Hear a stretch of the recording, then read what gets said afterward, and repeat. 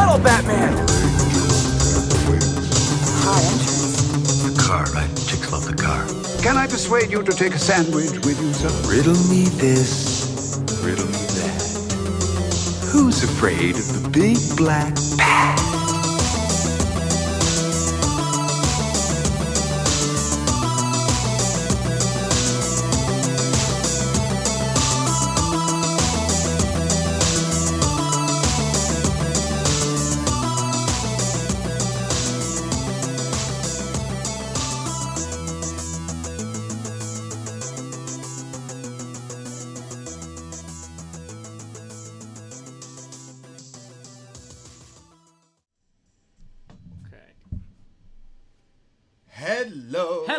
Hello. Braden Harrington here with Davey Portman for Up Next, postwrestling.com, Apple Podcasts, Spotify, Stitcher, wherever you get your podcasts, and of course, Twitch.tv/Up Next Podcast. We are trying to put as much as we can on the Twitch as well. So anytime we're recording, that camera seems to be on. Yeah, riddle me that, riddle me this. Absolutely. You can always find us on Twitch.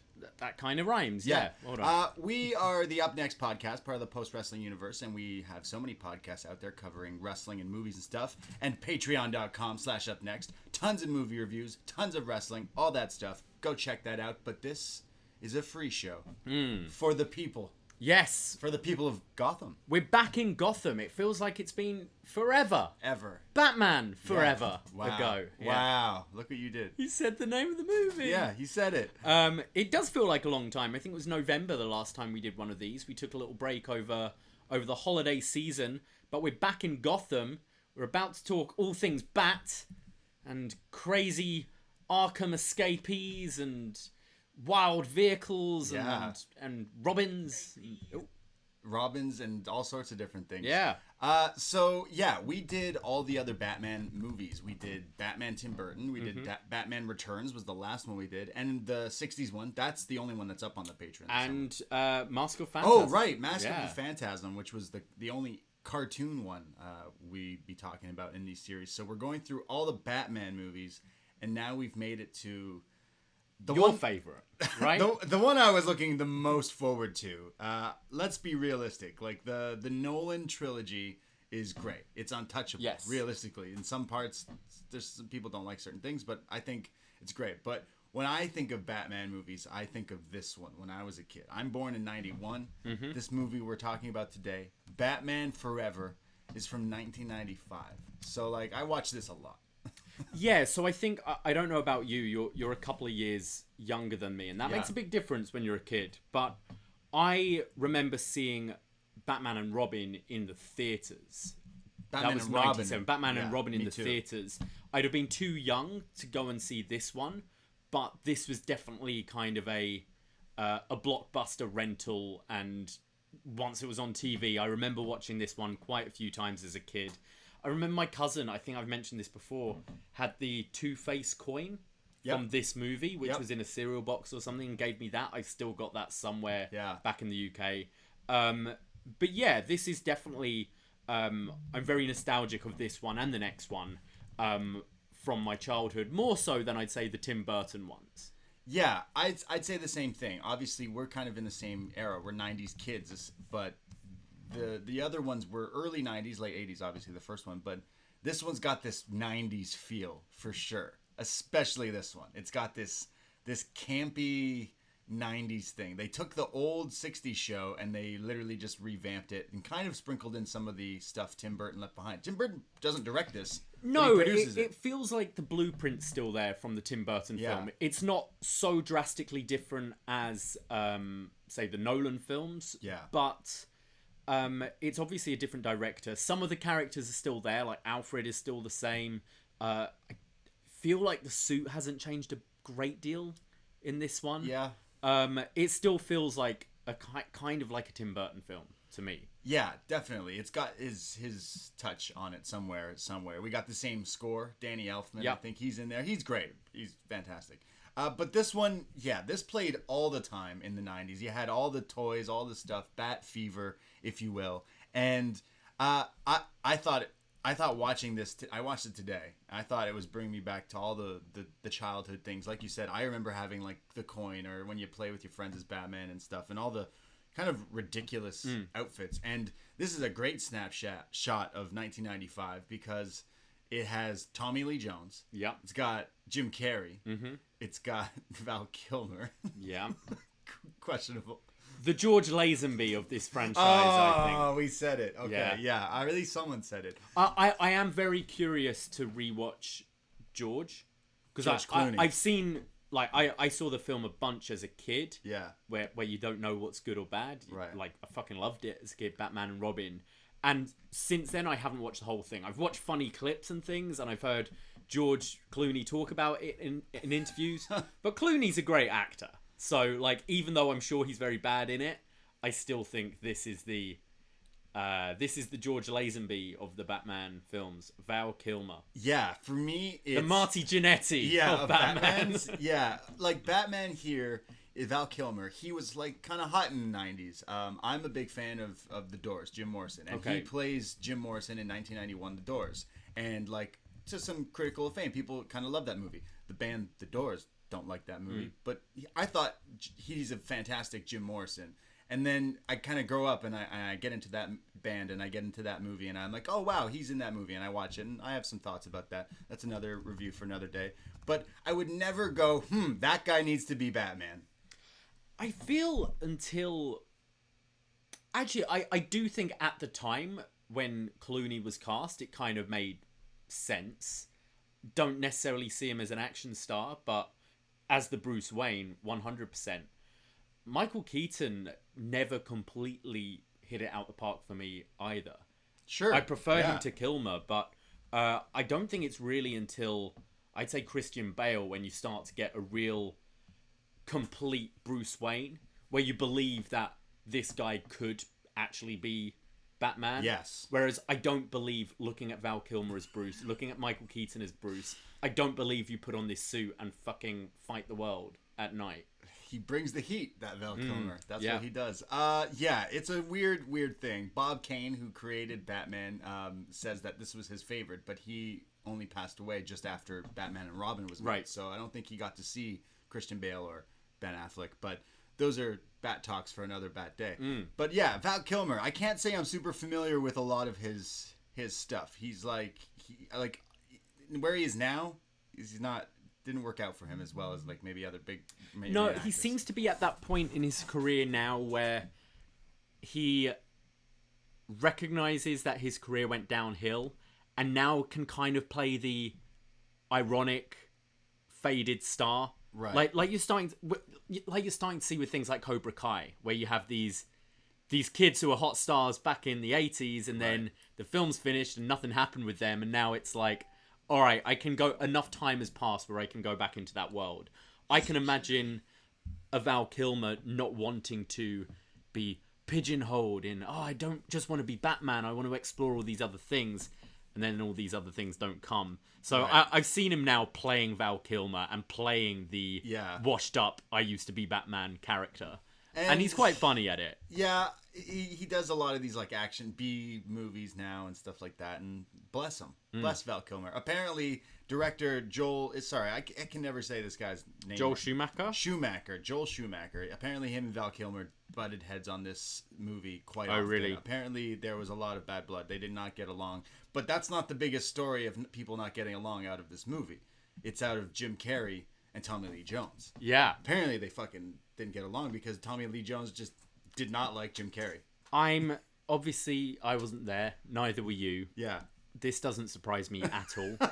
Jim Carrey in the 90s, I think he seems a lot more kind of grounded and a bit more down to earth now. Jim Carrey in the 90s was in everything. Right. And from doing like a lot of acting and improv and stuff like that, someone who performs like this, they're never off. Right. In my opinion. Yeah. And I can see someone like, I actually know, I have some friends who've actually worked on set with Tommy Lee Jones before and have talked about his kind of seriousness and presence. And they were telling me this story about, there was this film they were doing and the director was giving him like some direction and stuff. Yeah. and it was a young director, and Tommy Lee Jones basically turned to my friend and was like, I'm not doing that. Like, I'm gonna nod and smile and then just do it how I want to do it, Right. because I've been in this game longer than this kid directing me, Right. and I know what will work. A bit arrogant, and I can see people like being turned off by that, but it's his craft, and Yeah. he knows what works, and I can see a Jim Carrey annoying the fuck out of him. Obviously, everyone looks at it like either like that or like he was kind of mad because he's like supposed to be the villain of this movie, and then Jim Carrey comes in, and Jim Carrey, star on the rise in the 90s, goes on Yeah. to be this huge star. And I actually love Tommy Lee Jones. He's in The Fugitive, and he won the Oscar for He's that. a great actor. He's so Yeah. good. Like, he's in so many good movies. I just watched Men in Black at work the other day, and I was like, man, I forgot about that movie. Ridiculous, but he's great. But I also think Jim Carrey is great. I genuinely think in the 90s, his string of movies throughout there were killing it. I'm a big fan. I always rock my Merino jersey because of Ace Ventura. But it's just interesting because I watched a few clips right before doing this of Jim Carrey, like on the Stern Show, talking about how Tommy Lee Jones literally gave him a hug, and while hugging him was like, yo, I hate you. I hate everything. I am not going to sanction myself to your buffoonery. Is Yes, the actual yes, term I've heard that. he used. So Have they buried the hatchet? Jim since Carrey has like no bad blood. Jim Carrey's like, hey, I'm sorry, you didn't get along with me, but I continue to love your work, and I think you're a fantastic actor. So I mean, just look at this run. You can I can completely understand. I can imagine how Jim Carrey would have been on set, and I'm sure his ego was getting to some point as well. Because look at this, 1994, Ace Ventura: Pet Detective comes out. yeah, Later that year, The Mask comes out. Later that same year, Dumb and Dumber comes out. crazy. Then you've got Batman Forever, and then Ace Ventura 2, then The Cable Guy, then Liar Liar, like a fucking run of movies.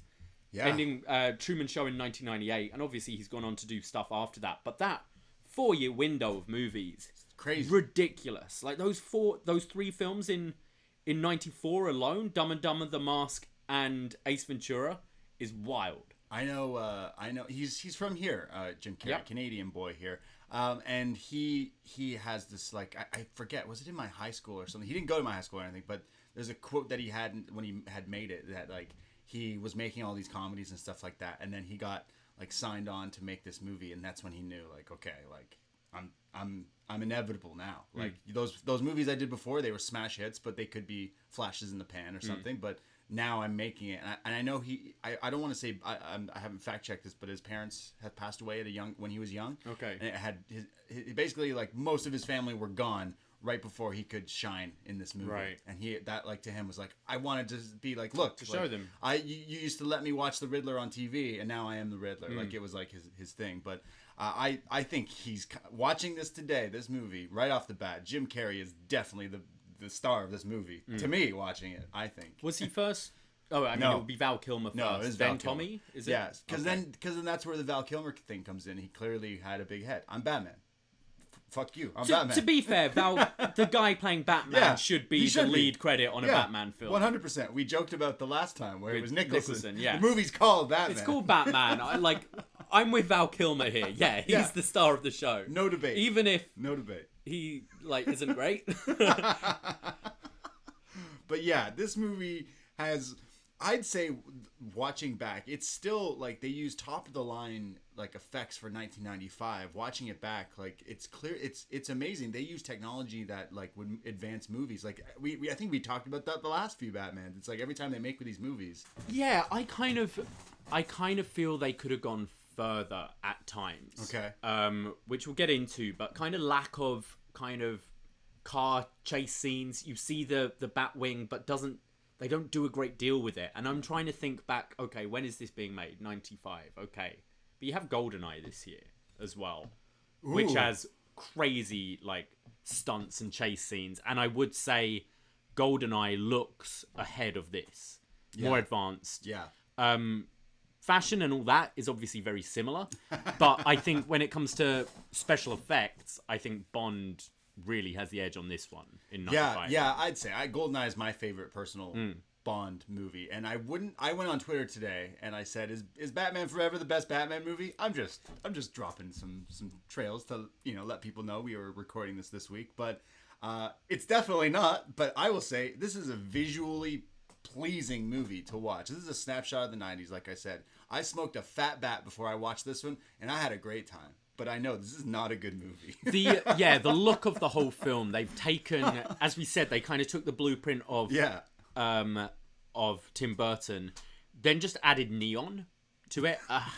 Many glow sticks. And they're gonna find so many more glow sticks in the production office or whatever when it comes to Batman and Robin, because it gets way more neon. But it does give it it gives it a slight edge to the original Tim Burton films. It's like the 90s revamp. I always say maybe we'll get it's there. Rave Batman. Yeah. Right? Yeah. Why is it so ravey? It's like it's the very 90s. Everyone's just on ecstasy and everything's great. Everything's a rave. It's like the beginning of Batman Forever. Batman Begins, the TV show, where it just shows them like the cartoon people in a club, and you're like, I want to go there. That looks great. I always talk about the Blade Club, but no one ever talks about the Batman Forever clubs and streets. These places, I want to go here. They look cool. Yeah. So, Batman Forever, 1995, directed by Joel Schumacher. And we start off with this epic entrance for Batman.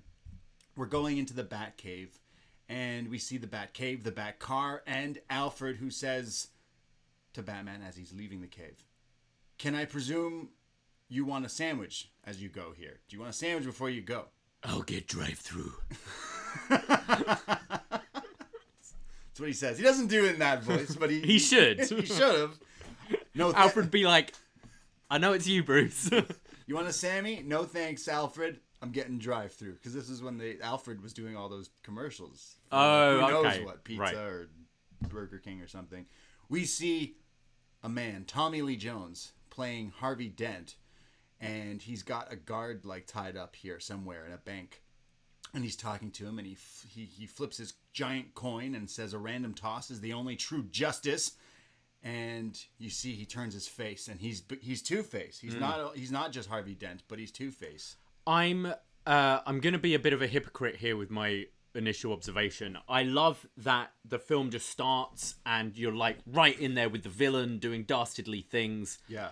But as the film goes on, I would have liked a bit of origin maybe to him. And I think it was Billy D. Williams, originally Harvey Dent. I think the fact that this is a new person playing the character as well, it just feels like another random guy who's now a villain. Yeah. You know, whereas if you had Billy D. Williams, who's Harvey Dent, and now he's Two-Face, you'd be like, whoa, what's happened here?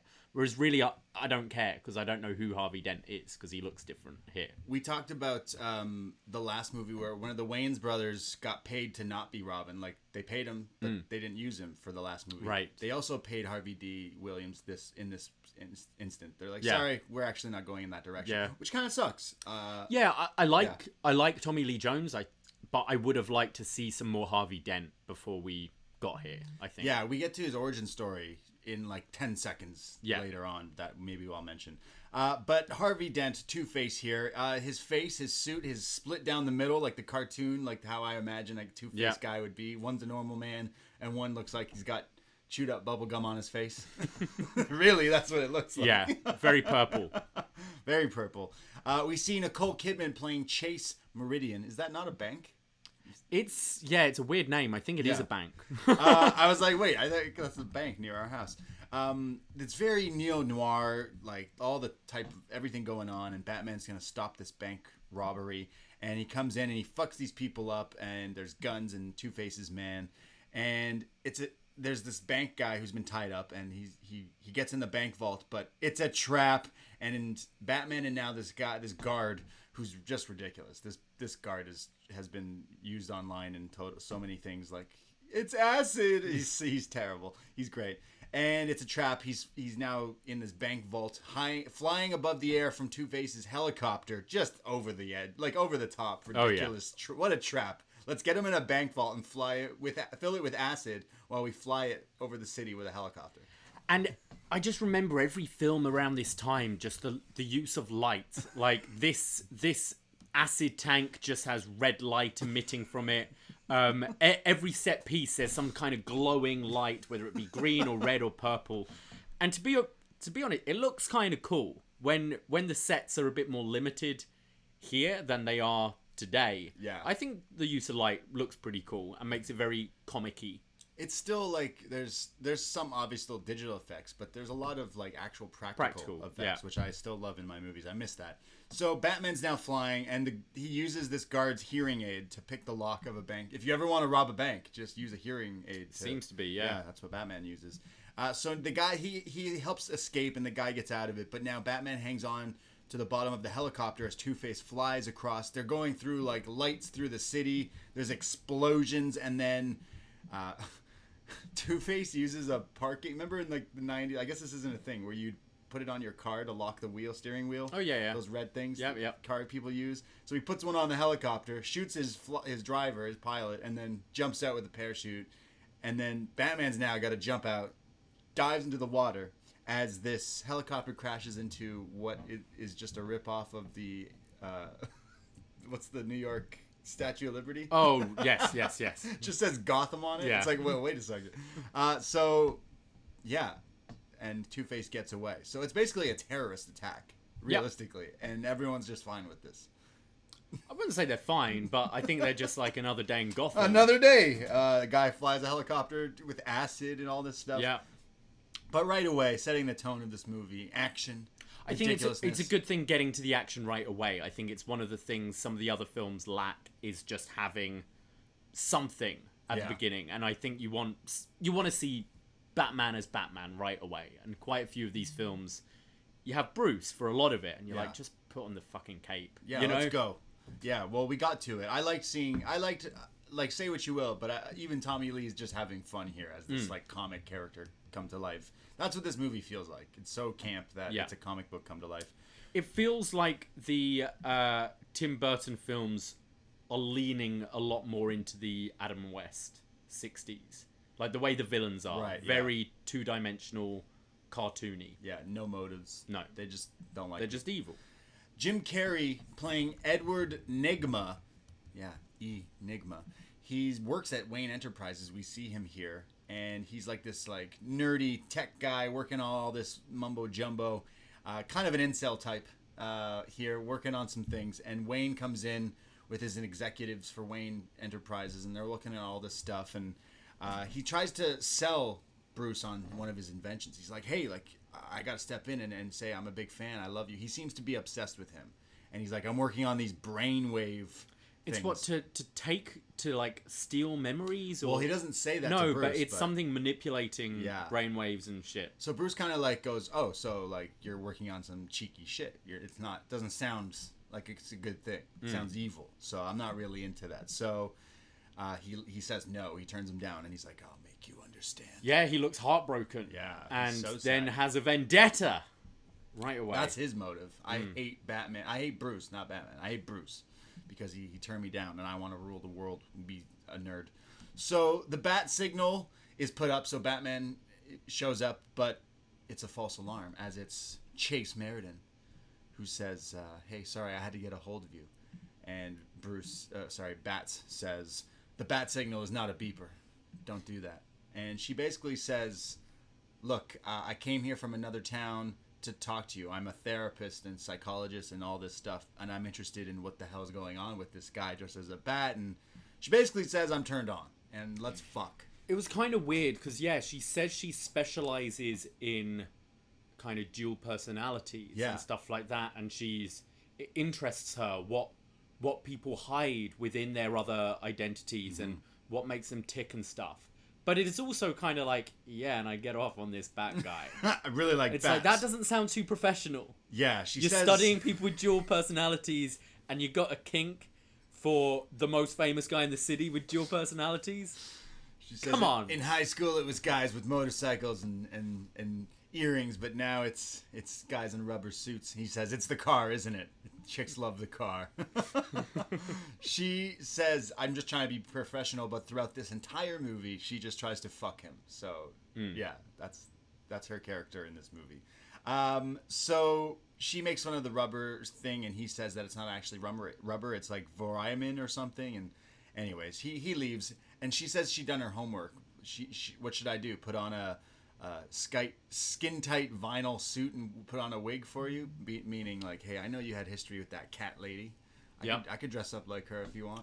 Who I believe Michelle Pfeiffer was offered a chance to like reprise her Yeah. role, which she turned down. Yeah, a lot of Michael people. Keaton as yeah, well, a yeah. lot of people. Yeah, I think they even were thinking of putting Nicole Kidman as Poison Ivy, but they're like, there's already a lot going on in this movie, so let's save it okay. for the next one. And just put everything in the next one. yeah. instead. So, what do you think of the love interest so far?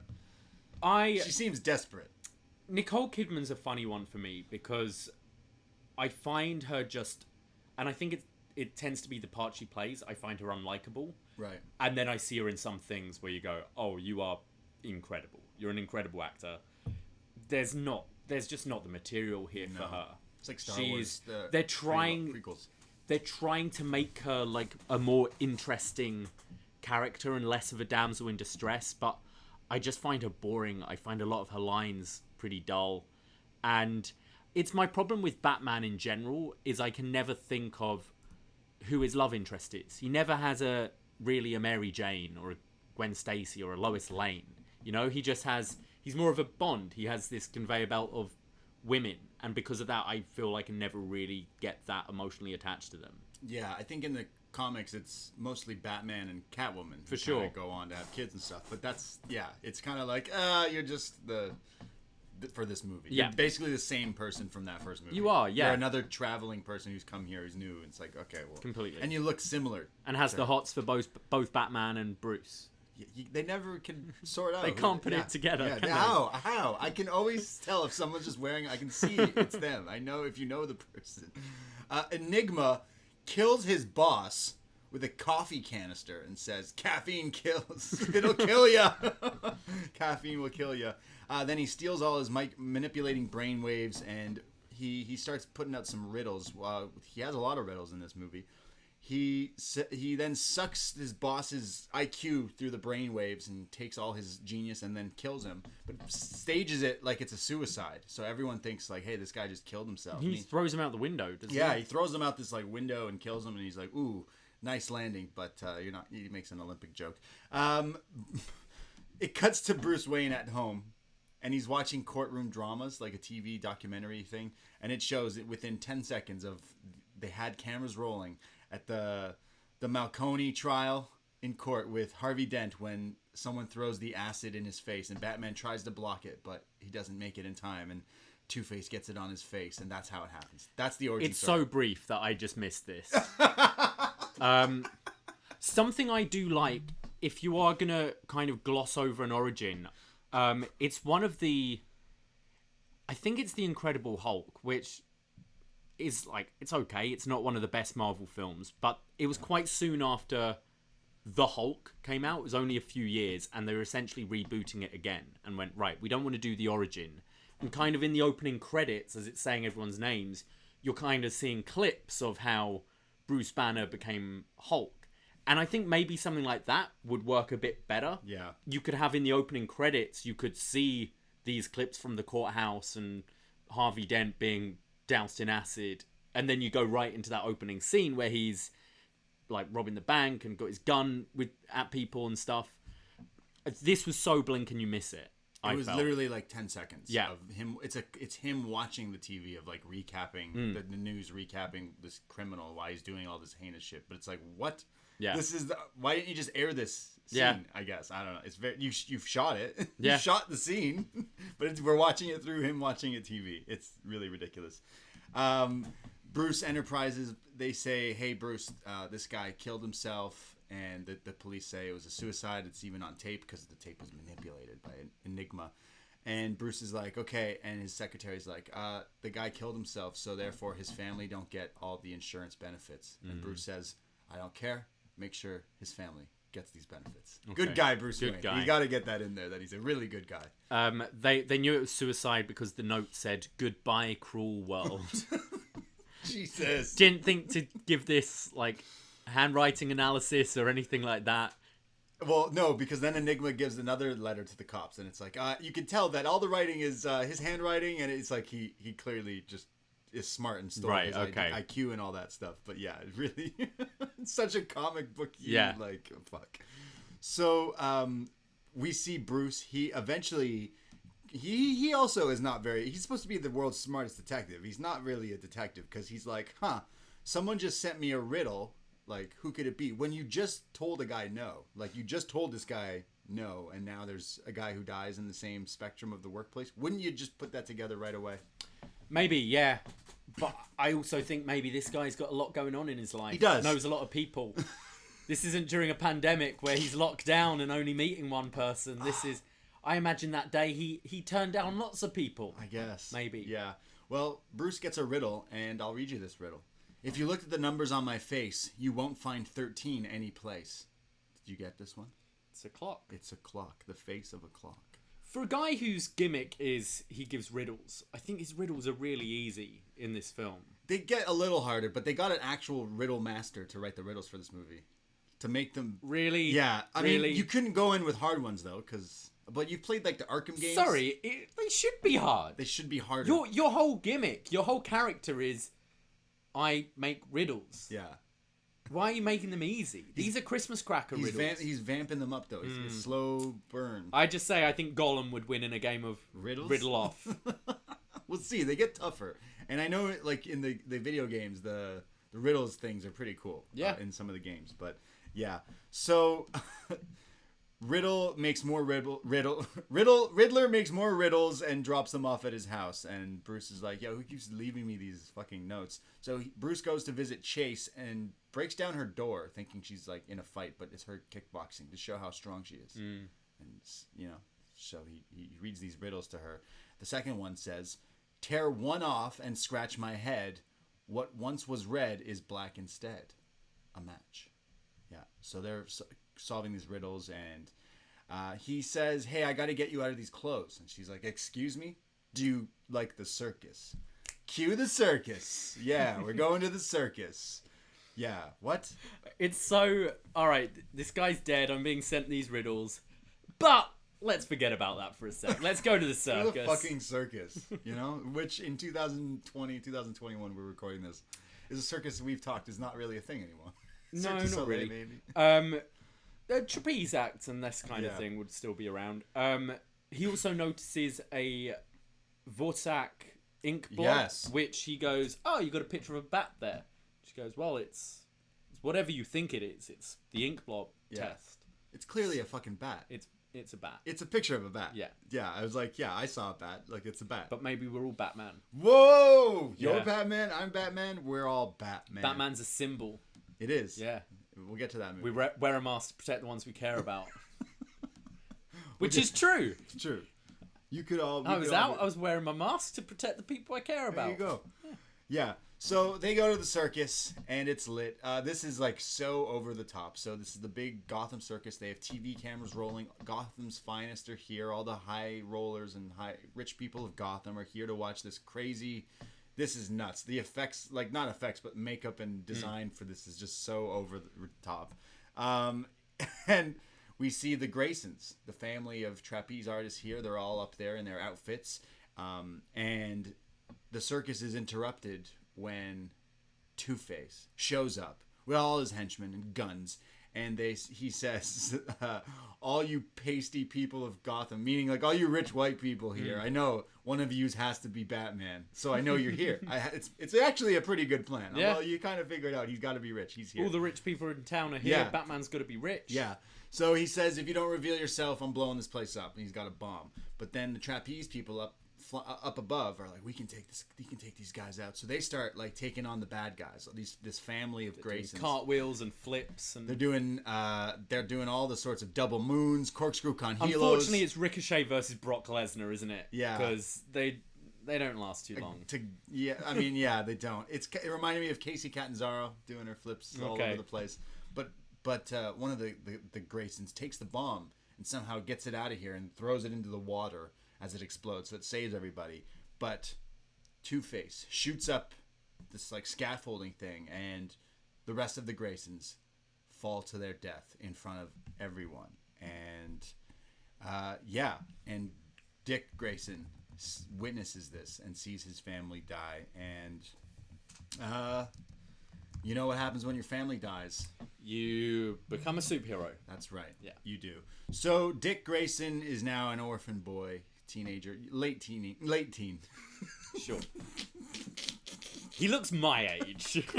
Chris O'Donnell, God bless him, playing Dick Let's Grayson. have a look. How old are you guessing? I'm guessing younger than me, but I'm gonna say like no- 26, 27. Okay, How old are 25 easily. Like I How don't know. old is Chris O'Donnell When he played Robin. in Batman Forever? So Dick Grayson now.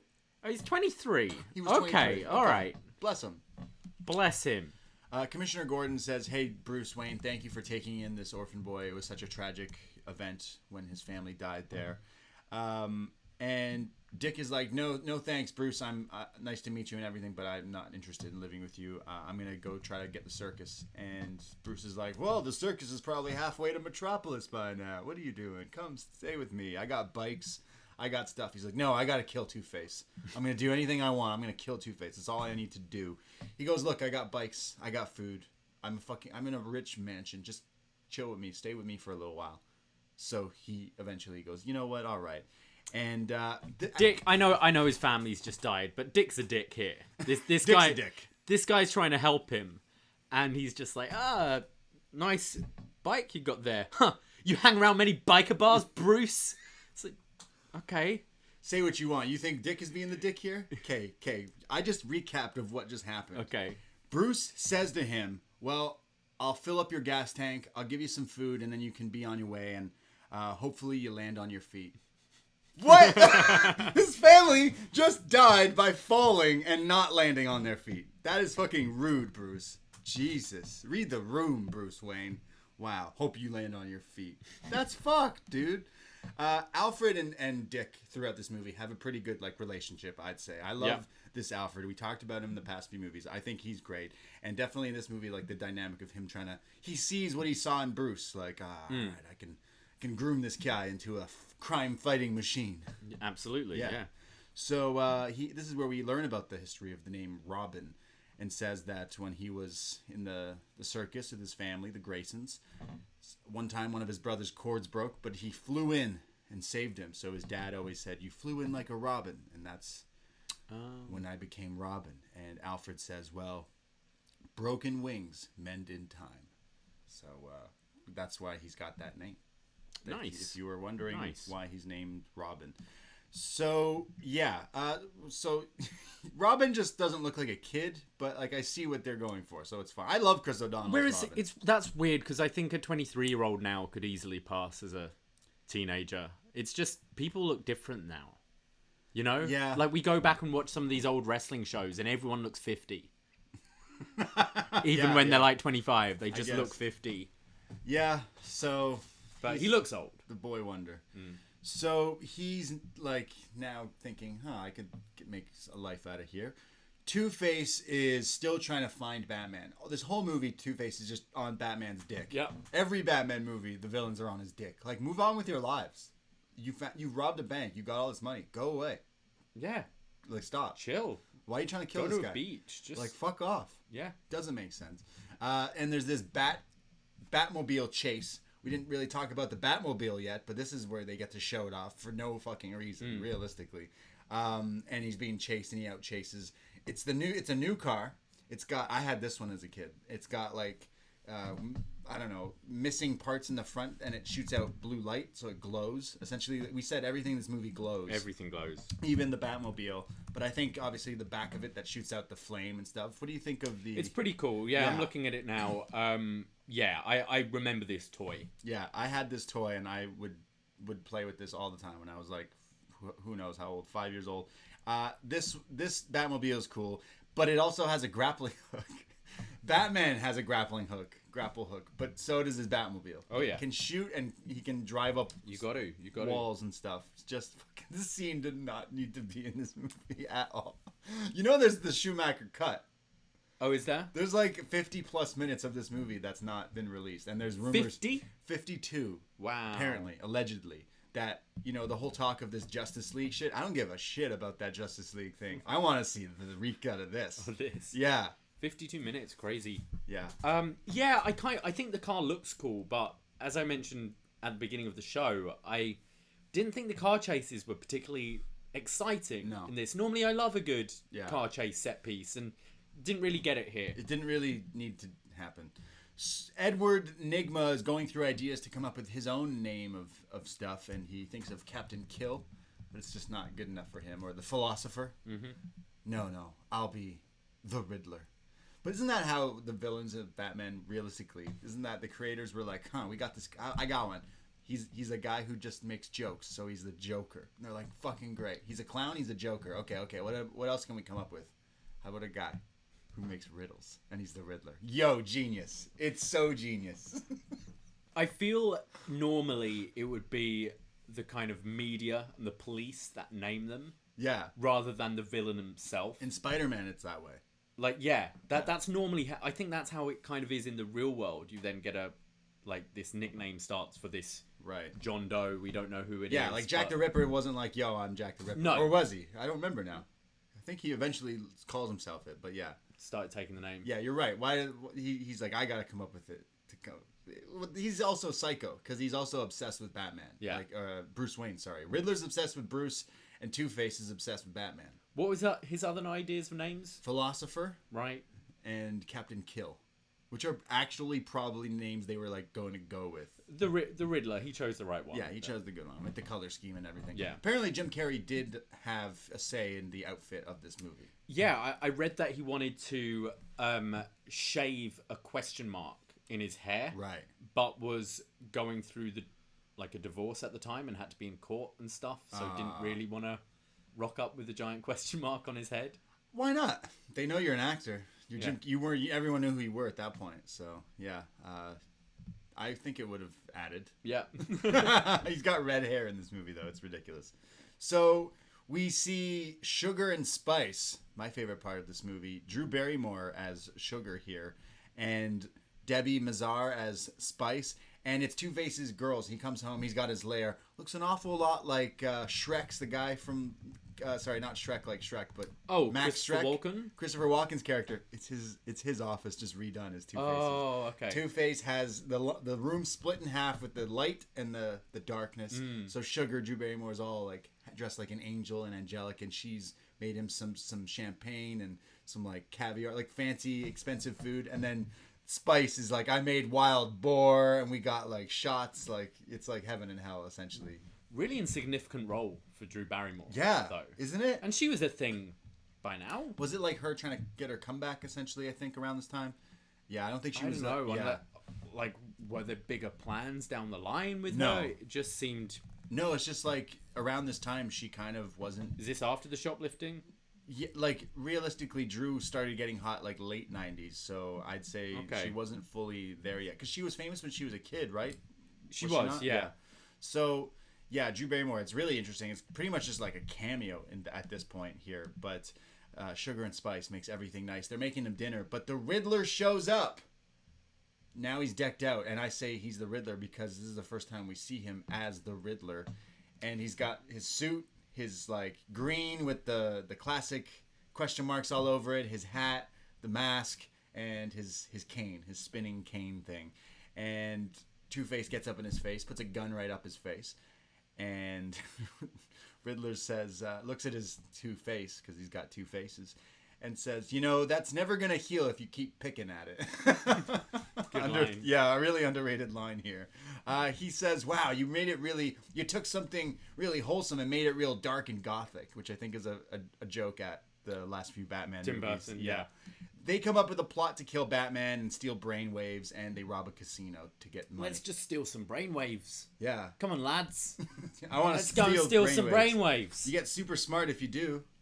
So, like, why not? He's going to make everyone stupid. So that's their idea to get revenge against Batman, Bruce Wayne, both of them.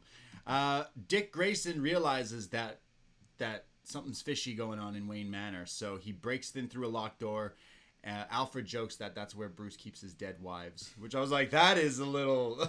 This is a kid's movie, sort of, kind of. No, I think that's a good line. It's just to be like, Don't go hey, ahead. shut up. Like, have some privacy. I mean, we didn't also talk about Dick Grayson here trying to do what no man could ever do, and that's make laundry look cool. He does laundry karate. This is the Catwoman basketball scene. Yeah. Isn't it? Yeah. And I'm amazed this doesn't get as much attention. I agree. Because watching this back, I was like, how is this not been a thing that's been gift? Yeah. A bunch. So Alfred's doing laundry, and he's like, "Hey, I'll do your laundry, Dick." And he's like, "No, Alfred, I'll do my own laundry. I keep myself. Like I'm a man. I do it myself." And then he's drying his clothes, and he's like kicking them, and it's like, "What?" If you're just listening to the review, try and find this. Someone- Try and find this. This is... I howled. This is ridiculous. Hashtag karate laundry. Robin, laundry, Batman Forever. Why is he trying to make laundry cool? Like, everyone does laundry. I need to do laundry, but like, I'm gonna try it. But it didn't even seem like if he suddenly did it so he can multitask and he's like folding loads at the same time, but he's just like, this shirt. It's like, dude, come on. So weird, so strange. Yeah. Meanwhile, Joker and Joker, Riddler and Two-Face. It's the same fucking person. They're Both these guys are just the Joker. They just laugh. Yeah. Dick tries to. They rob a casino, and Dick eventually finds the Batcave. And as Bruce is on like a. Are you looking up the laundry I found karate? the scene. Yeah, it's fucking ridiculous. So while he's like, Bruce is on a date with Chase. He's like, hey. Alfred calls him, rings him, FaceTimes him. Actually, before in 1995, Bruce Wayne had FaceTime. Oh, and his watch. Yeah, Yeah. Apple Watch. This in looked great. Super futuristic here. Alfred says to Bruce, "Hey, Dick boosted the car." He's like, he stole the Jag, the other car, sir. He stole the Bentley, the other car, sir. Get back here. And it cuts to Dick Grayson flying around the streets of Gotham in the Batmobile. This is the Batmobile shot you want here. It's him like recklessly like fucking driving it. So apparently usually a stunt driver would drive this. Yeah. But Chris O'Donnell insisted he would. Of and course. ended up denting it on, like, drove it up a curb. But I was like, no, I get a scene where I'm driving the Batmobile. I'm driving the Batmobile. This is great. So he's driving down the streets of Gotham at night. And we see like the club scene and the dingy parts. Again, everything looks like you ever go to like it's like a rave. Everything's dark and glow in the dark paint on everything, neon everything that glows. And I think is it La Vogue or En Vogue, a pop group, or like the extras here. What's it gonna be? that? Yeah, That's on Vogue. Yeah. They're extras here, and they're like, nice. they're like, who? Whoa, it's Batman! But then the doors open of the car, and it's just Dick, and they're like, it's just Dick. Dick Grayson pops out and they're like, oh wait, that's not Batman, that's Batboy. Who was bigger at the time, on Vogue or Drew Barrymore? The rumor going off on Drew, apparently, because Scream's the next year, and she was huge by then. So, Right, like, I mean, it's well, so weird. That... She dies in the first. No, but that was the whole thing, is Yeah. that she was on all the posters Yeah. as Drew Barrymore, and that was the swerve, is Right. we've got this big star who we're killing off in the opening scene. So everyone in the chat is just mad because we shat on Drew Barrymore. I love Drew Barrymore. I didn't shit on Drew I Barrymore. know, let's too. make it clear. You say this every week. You're like, we're not shitting. It's like, no, I'm not. I love Drew Barrymore. So, yeah, so now he's in the streets here, and we see these, like, weird, this gang of, like, face paint and all glowy type people. They're, like, basically attempting to kidnap some woman. So Dick chases after them with the Batmobile. And they're like, whoa, it's Batman. And they're like, that's not Batman. So I forgot my suit, all right?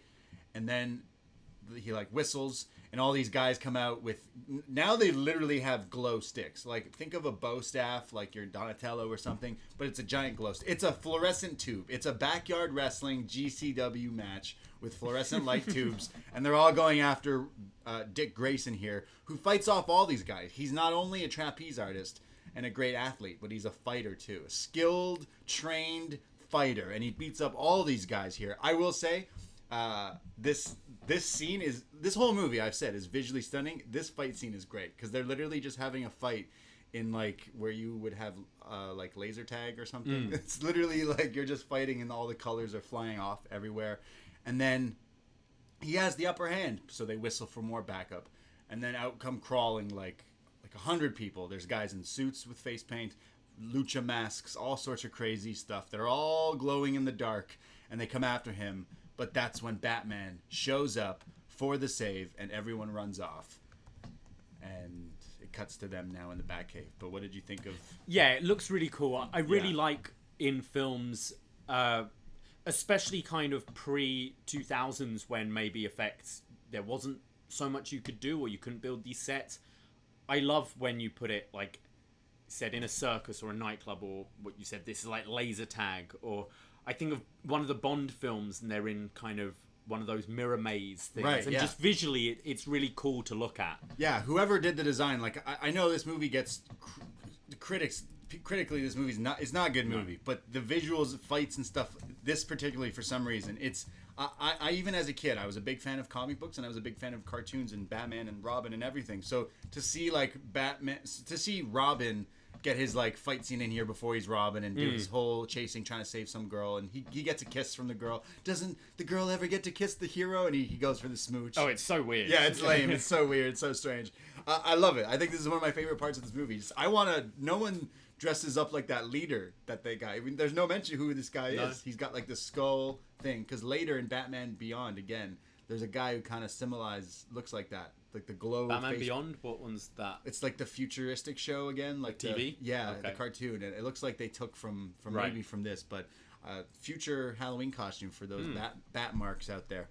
So it's Bruce now who's like, hey, you could have got yourself killed, yada yada yada, and he's like, no, you everyone wants to be a superhero, and he's like, I'll save you. He's like, nope, you're not, I don't work alone. I'm like Superman. I don't work alone. Sorry, and more on that, but it's Nigma who's with Sugar, and now Nigma is starting off his career of being a energy enterprise type person. It's like he's got so much money from robbing the casino, and he's using the press, and he's outselling Bruce Wayne Enterprises because everyone's buying his box for the TV. You put it on your TV, and I don't know what it's supposed to do, but secretly he's stealing your brainwaves. It's taken Gotham by storm. Literally stealing brainwaves of people. Your IQ, your thoughts, your credit card, your secrets, everything in your brain he knows and steals, and it makes him smarter and stronger, essentially. Which is really, I didn't remember this as a kid, but like, what the fuck?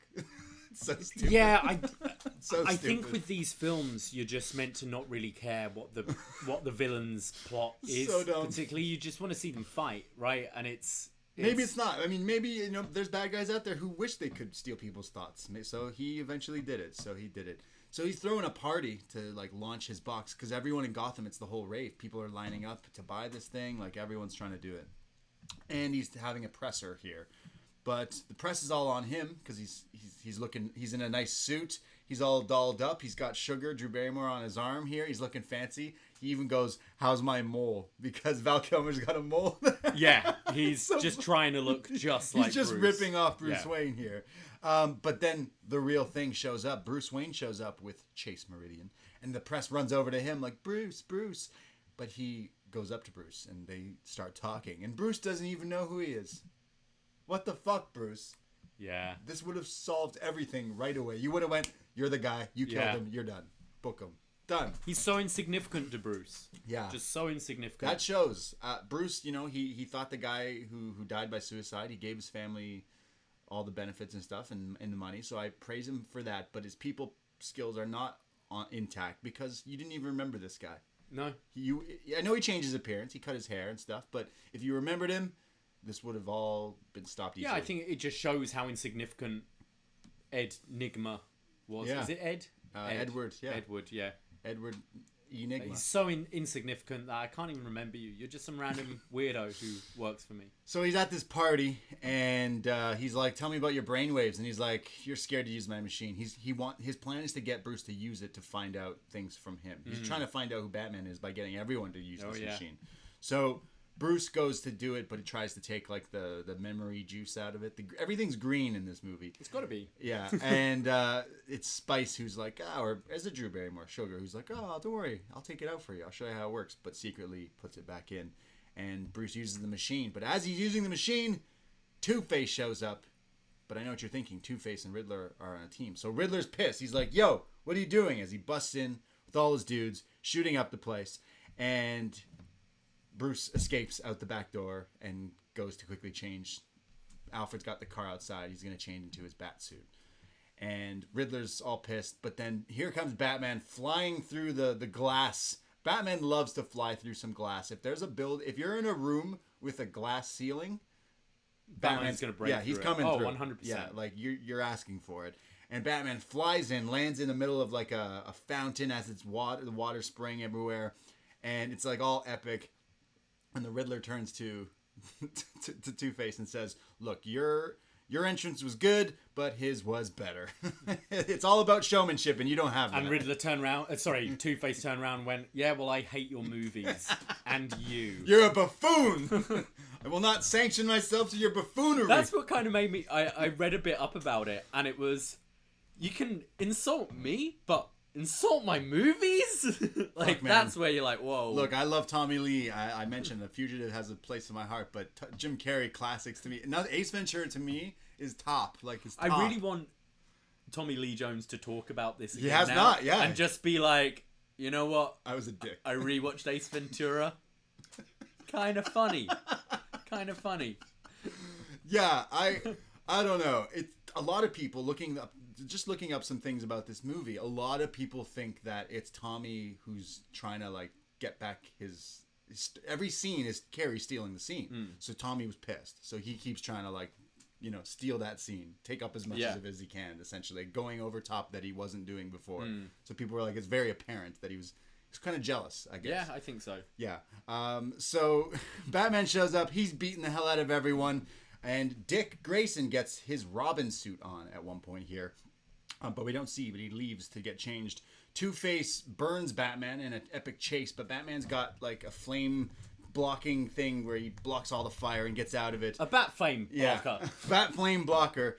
And Two-Face then goes, "Can't you just die? Can you just fucking die? This whole movie I'm trying to kill you." Like, fuck.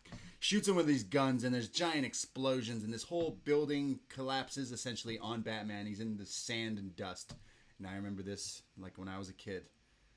A hand reaches into the sand, grabs Batman's hand, the music playing the score. Someone pulls out Batman from the wreckage, and the camera shows it's Robin. Oh. It's Dick Grayson, now as Robin, saving Batman. Wow, what a shot. He's earned his stripes. Yeah, he's earned his cowl. Red breast, I guess. Yeah, his cape. Yeah. It cuts to the Batcave, and he's like, "I can't believe you did that. You stole my car. Fuck you, blah, blah, blah. You have a real gratitude problem. I saved you. I could be your partner. I could be your friend. I could, go by Batboy or Nightwing or something. I don't know. I'm working on a name, which is really funny.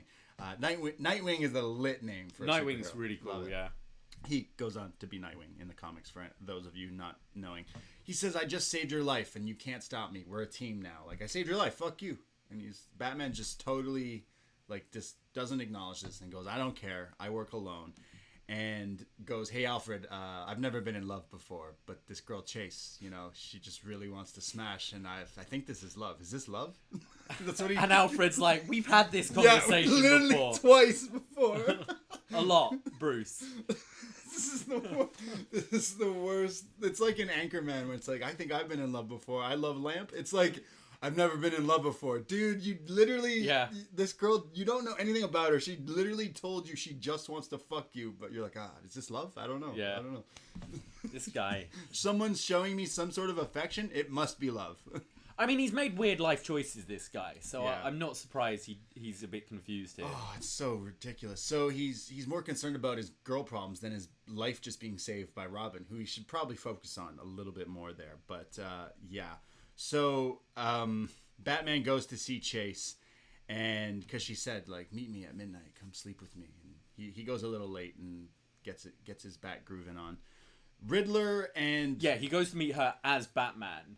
And this is where I'm like, whoa, Chase Meridian's cuckoo as well. Yeah. Because she's going to Batman like, "Hey, I just want you to know I've met someone else. And I'm really into them. And I'm sorry, like, I think you're great as well, but I've met someone else."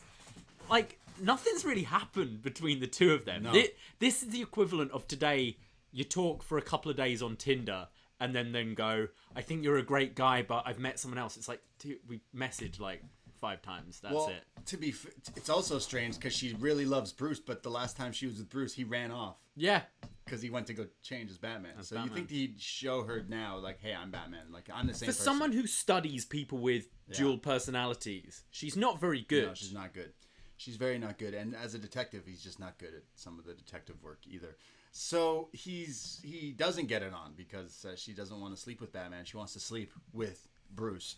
So more on that a little bit later because eventually she goes back over there. But Riddler and Two-Face come up with a plan, and he's like, "You're a genius. We're gonna steal all the brainwaves." And they look up Bruce Wayne's brainwaves. They got it, and they realize they see in the video of his brainwaves a bat. That's what's in Bruce's mind. They see the visuals of a bat. So Batman, like, what, half of his brain's thinking about Chase Meridian and the other's just all the time thinking about bats? Yeah, that's what this says. I just think about bats all the time. So funny. What would yours be if you went into this manipulator? You don't want to know. Yeah. Okay. I'm glad we're on the same page. Dick wants to leave. He's like, if I'm not going to be Robin, then, like, fuck you. So we think he's kind of going. Chase goes over to Bruce's place to celebrate Halloween. It's Halloween now. A very long Halloween, you could say. And Bruce is going through some PTSD. I don't know. He seems to have issues with roses because it recaps, again, the death of his parents, the roses and the pearl necklace falling. So he keeps a single rose in a thing that is easily beside a drink that gets knocked over. Just saying, if that's your trigger, maybe don't have roses in the house. Just saying. And in the earlier movies, he's putting roses on the grave. So it's like, you need to get over. He's a weird dude. He's been through some shit. Through some PTSD. shit. He's dealing with it differently. He's talking about how he fell into the Batcave when he was a kid, and now he saw that bat, and it struck fear into him, and now he strikes fear into those who bring evil to this world and stuff. But it's Halloween, and there's kids trick-or-treating. Alfred's handing out candy. I will say, it's the little things in this movie that really tick people off. This is Bruce Wayne Manor, and Alfred's not handing out full-size chocolate bars. Get the fuck out of here. What are you doing, Bruce? You should be giving back to the people. These kids don't deserve these little... You're Bruce Wayne. He's saving the people. I guess. Not giving them like money. Give them gift cards. Like They'll only use it for wrong. It's Gotham. I am not Bruce Wayne, and I have given out full chocolate bars to kids at Halloween in my life. So, like, I'm a bigger hero than Bruce Wayne. Just saying. I think so. Am I wrong or am I wrong? I don't know. So, these kids are trick-or-treating. Kind of looks like the Halloween 3 masks, if you ask me. A little bit. Oh, true. Yeah, Yes. the three characters there. And some more kids trick-or-treat, but as Alfred opens the door, it's secretly the Riddler and Two-Face. Oh, no. And in the biggest heat of the whole movie is in this scene where Riddler takes his cane and bonks it over the head of Alfred, and he drops, like, he's knocked out. And you just, as a fan, you're like, you don't hit Alfred. No. That's fucked up. So they infiltrate Wayne Manor. They rush the room. Riddler says to Two-Face, remember, don't kill him yet. We're not killing him yet. We're just roughing them up. I mean, realistically, I think Halloween should probably be banned in Gotham. In a city where people are running around in masks, All the time. killing people, robbing shit all the time. Right. Why encourage it?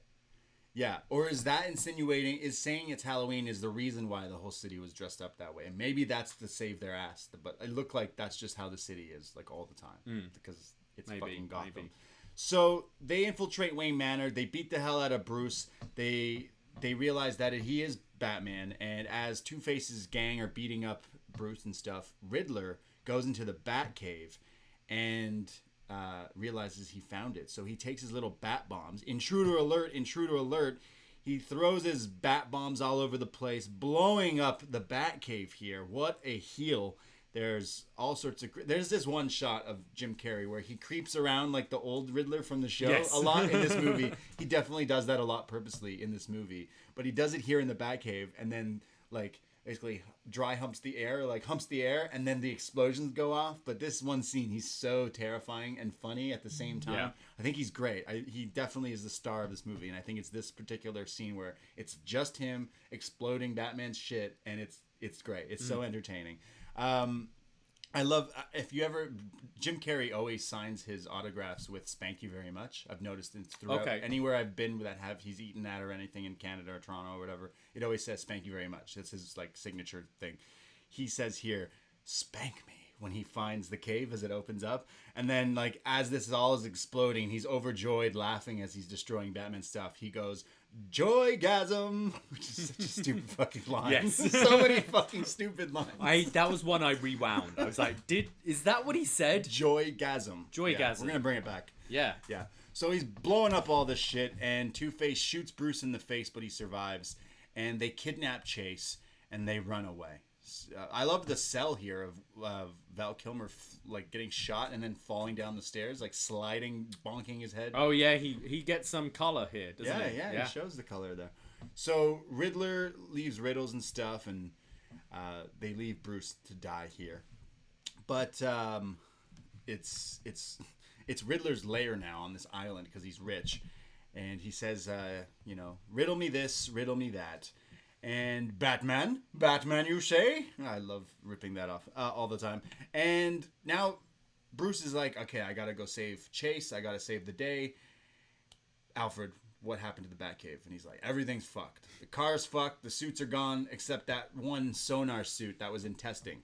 Well, tonight's a good night. We test it then. So they're gonna test the new Batsuit. And in walks Robin. But he's got a new suit. A brand new suit, the Robin suit, to match Bruce's bat suit. And Alfred's like, yeah, I helped him. I think they do quite a good job with this suit in making it not look lame. Right. We didn't really point out, I don't think, that when he was in the circus earlier, the whole family are essentially in the 60s Robin, like green tights, red leotard kind of look. I think here they managed to make it like Robin's kind of lame. Right? Yeah. You try and translate that from comic to film. It's the reason why Christopher Nolan just didn't really try. It was just like, we'll just have Joseph Gordon-Levitt be a cop and call him Robin. Like that's his origin story. That was Your real name's Robin. Yeah, you're a cop. Whereas here, I think they managed to actually make a suit that looks kind of cool for the character, but still hinting at that original suit from the comic. Yeah. What do you think of it? I don't know. I realized Tim Burton, the rumor is he helped design this Robin suit. They were like, hey, look, we need some like flair here. What can you do? So he helped them.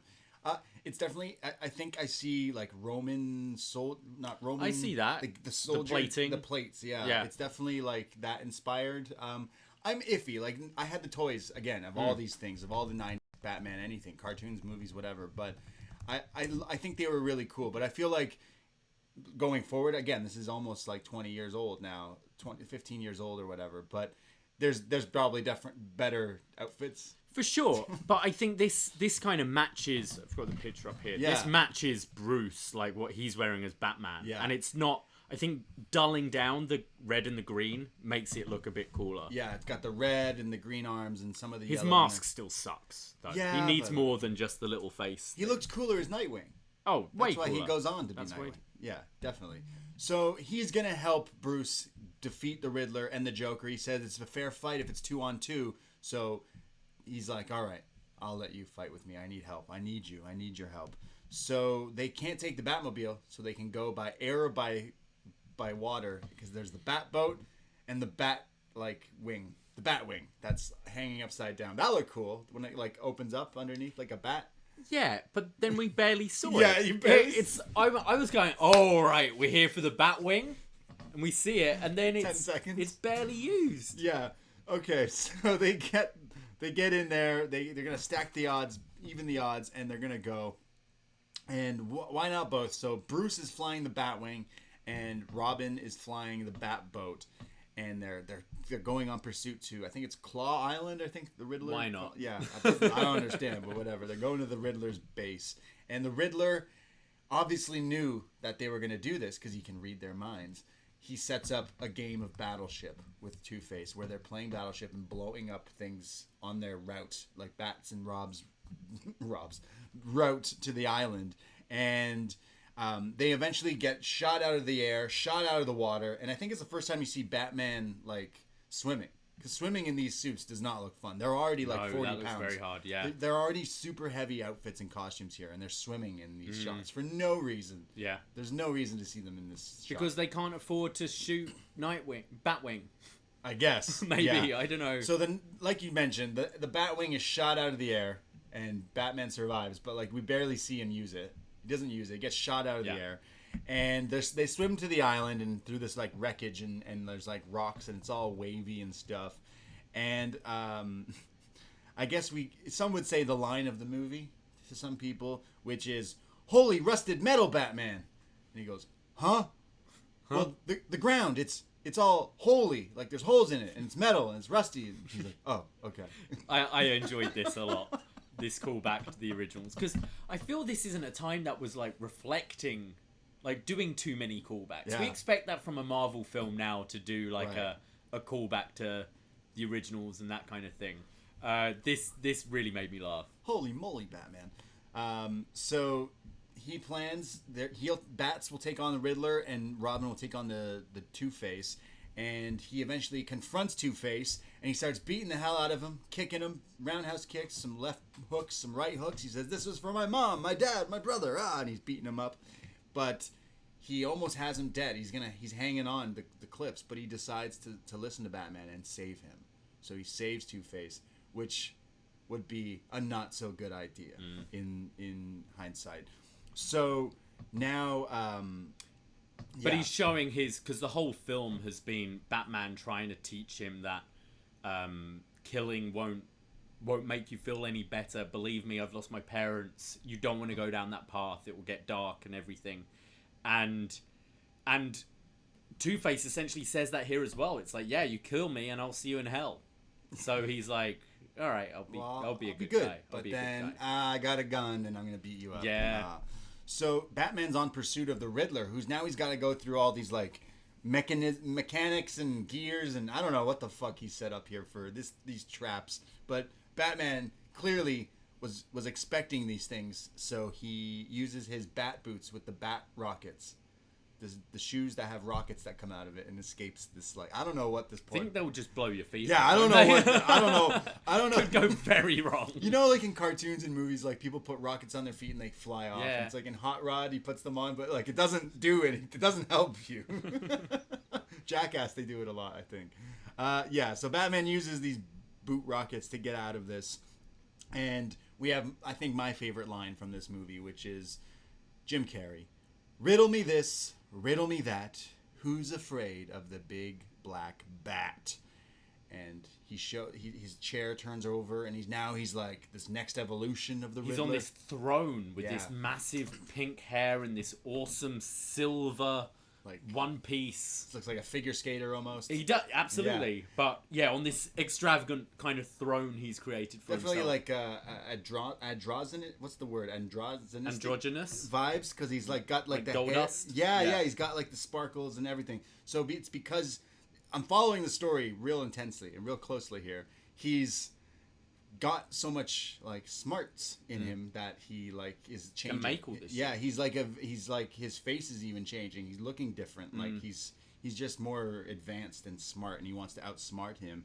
And he says to Batman that if knowledge is power, then a god am I.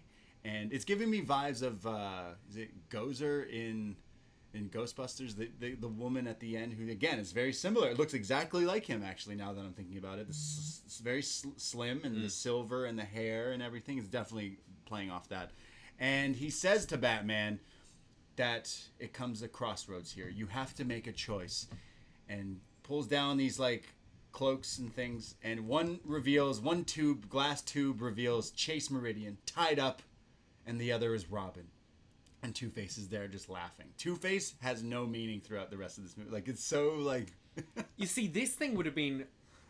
I know I'm skipping ahead, Yeah. but Dark Knight, this is what the Joker does, which ends Right. up turning Two-Face. Right. And it would have been quite a cool, like, Reverse? come around that Yeah. now Two-Face is watching this as someone else is doing the same thing. Like, you can only save one. So, he's got to make a choice. But Batman says, well, I have a riddle for you. Before you do it, wait, before I have to make a choice and you kill these people. Because he's going to push a button, they're going to fall to their death.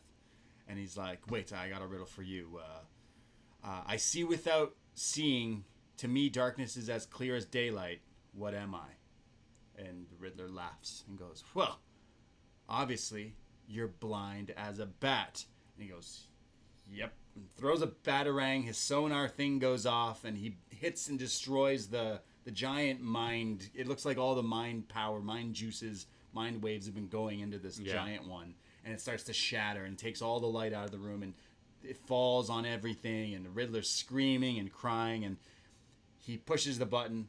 Both Chase and Robin falling to their death. Batman goes for the save. Somehow the hero does in fact save both of them. Wow, could you imagine that? He saved them both. Yeah. He didn't even need to break that thing. No. But he did it anyways. He saves them both, and it all crashes and falls on the Riddler.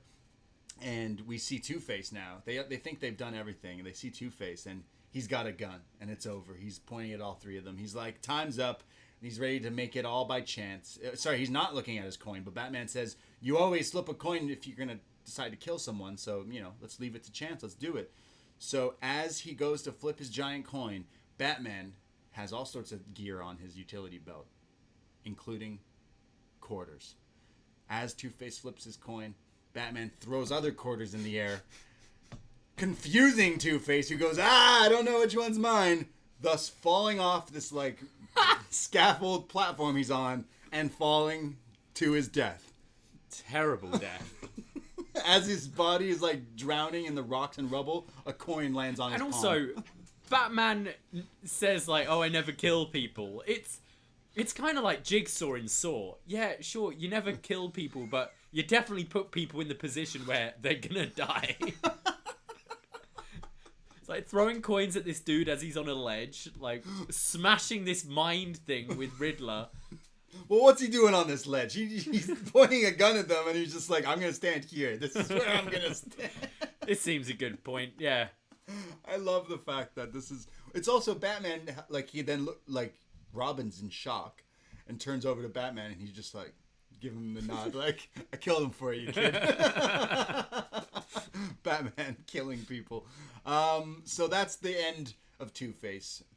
That's the end of that buffoonery.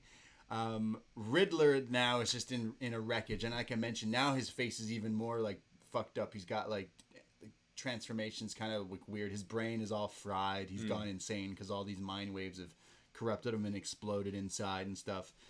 So they take him to Arkham Asylum. They drop him off there. It cuts to the future. It's Dr. Meredith, Chase Meredith? Meridian, fuck, whatever. She shows up, and they're like, are you ready to talk to this guy? He's insane. And she says, excuse me, Edward Nygma. And you can hear his voice. And she says, apparently you know the identity of the Batman. And he goes, I'm the Batman, as he's in his straitjacket, but it's undone, and he's flapping his arms all over the place as he laughs. And he laughs and he laughs. It cuts to Bats. Bruce, he's with Robin. They're looking cool. It's a fall day. And Chase shows up and says, you don't have to worry about him. He's a cuckoo. He's nuts. He's nobody. He doesn't know anything. You're safe. Your secret's safe. And then the epic shot of the running. Batman and Robin running. This is I've shown you the clip from Only Fools and Horses, haven't I? Right. Of Del Boy and Rodney running in their Batman and Robin costumes, and this is exactly that. It's the silhouette behind them, the fake smoke, and just running in their tight costumes. Oh, wow. And that means Batman is forever. Forever. Yeah. Why is it called Batman Forever? It's not even the fourth one. It's the third one. So True. Well, then why is Bad Boys for Life the third one and not called the fourth one? It's just ridiculous. Yeah. Yeah, I don't know why it was called Batman Forever, but they're basically saying this character of Batman is going to live on forever. Forever. Because of this movie. And it did. And that's why it's called Batman Forever. Wow, what a film. Yeah. What a film. Yeah. I thought this was really enjoyable. Probably more fun than Returns, I think. Let's get it all on the table. Let's put our cards on the table right now. It's not a good movie. But no, it's not good. But it is way more fun to watch this movie than the last two live action movies we've watched for this show. The way you watch, I get sucked into, maybe because I was a 90s kid, but I watched this movie so many times that in my head I'm like, I remember literally everything, and I have not watched this movie in like 10, 15 years easily. But it's so ridiculous. And again, it's the way it's not only like the visuals, but I think Danny Elfman, a nice score adds to a movie, and it definitely like rides this movie great. And let alone the soundtrack, which you don't really hear throughout, but obviously this movie known for "Kiss from a Rose," Seal. Yeah, the music plays video. on the credits. Yeah, at the end of the credits with some U2, "Kill Me, Thrill Me," whatever, which is also it's a pretty good song. I think it's just so ridiculous. It's literally the weird comic book cartoon come to life. I love the set design. I think the costume design's really cool in this as well. Especially Riddler in his silver right at the end, like looks awesome. But I think it similar to how I felt about the last couple, the Riddler and Two-Face are fun because it's great actors, but they're so two-dimensional. The whole film is them just gurning and laughing. I essentially feel both these characters are the Joker. Right. Both of them are. Yeah. I feel Two-Face should have more that serious, sinister edge to play against Riddler. I almost called him Joker. Yeah. Being the kind of insane one. Yeah. Yet he's just doing the gurning and the laughing as well. Like, what's so funny? Why are you guys always laughing? He's always laughing. You're just both laughing. And I think they're both really fun performances, and there is that kind of nostalgia element of watching them as a kid. But I feel both these guys are they're the Joker in a different costume. They're just different guys. The same plot of the They're Joker. doing the same thing. Yeah. There's no real substance to either character there. No real motivation that I can get behind. I think they definitely learn in just superhero movies in general, moving more into the 2000s, where you want to have a villain who is somewhat sympathetic. At least that's what I see. Like, you want to kind of understand why they're doing what they're doing, and almost the tragedy of the downfall.